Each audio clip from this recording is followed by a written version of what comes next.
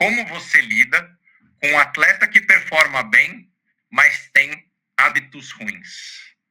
O atleta tem que entender que autonomia não é abandono. Que quando a gente dá autonomia para ele, a gente não está abandonando ele. Quando a gente está intervindo nele, a gente não está invadindo o espaço dele. Ele entendendo isso, acredito que já é meio caminho andado. Agora, pensando nesse ponto de como lidar com o hábito, vamos tentar trazer de uma maneira bem didática para o pessoal que está escutando, talvez possa colocar na prática como eu uso na nutrição. Eu tento dividir aquele hábito que aquele atleta está fazendo de forma que a gente entende que possa ser melhorado ou que está prejudicando ele de 3 maneiras, tá? Tem aquele hábito que a gente pode entender que é só um padrão. Exemplo, Rafa, eu pulo o café da manhã, tá? Tudo bem, vamos negociar, tá? Não é um padrão que vai prejudicar ele ao ponto de que necessita uma intervenção. Então a gente começa a colocar pequenos ajustes, tenta fazer pequenos empoderamentos de conhecimento para mostrar para ele o quanto é importante aquela refeição. Usei café da manhã, mas não pode ser qualquer outro, ou que ele erre alguma coisa.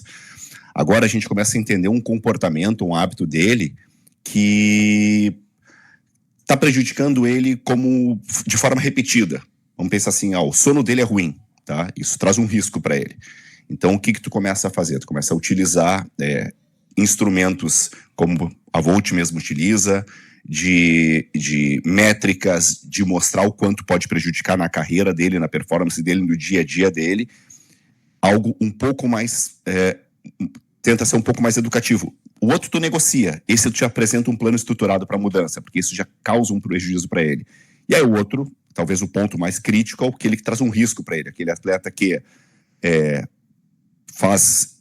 Além do treino, ele quer fazer outras coisas fora que pode trazer alguma lesão para ele, ele bebe demais, ele usa industrializados demais, ele toma muita cafeína à noite, ele está prejudicando a carreira dele. Aí esse sim, eu acredito que é o momento de não entrar em rota de colisão, mas que a gente tem que realmente intervir e tentar fazer com que a gente mude o ambiente dele e mostre realmente que é uma mudança necessária.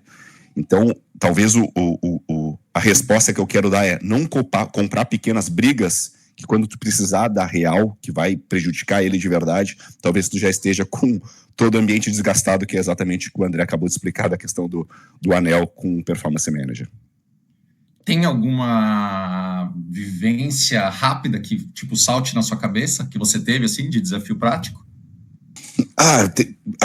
Quando a gente lida com nutrição, a gente lida o tempo todo eu estou o tempo todo vendendo para eles algum tipo de mudança comportamental, tá? Então, talvez a maior dificuldade que nós temos hoje dos atletas é fazer, e aí é simples, eu acredito que numa explicação fácil eles já conseguem entender que é exatamente esse fracionamento proteico, da importância da alimentação, na qual tem muito atleta hoje que pula muita refeição ou acredita que está se alimentando muito bem e não está fazendo um complemento proteico hoje em dia, que a gente vê cada vez mais importante dentro do futebol moderno, por questão estrutural, por questão de funcionalidade, por questão de manter a massa magra, por questão de força e potência.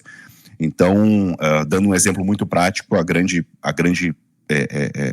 intervenção que está sendo feita agora na maioria dos atletas é isso, é explicar para eles a necessidade do fracionamento proteico, da quantidade de proteína que eles devem ingerir ao longo do dia, que é um macronutriente um pouco mais difícil comparado ao carboidrato, e explicando para eles o porquê. Não só, tu tem que comer isso por isso, explicando que se ele não ingerir, eu uso uma metáfora muito simples, que é, se tu não colocar, né, pela boca, tu vai buscar no teu banco, o teu banco é a tua massa muscular. E a partir daí o atleta entende que ele não quer perder a massa magra, e ele começa a fazer a ingesta direta de proteína.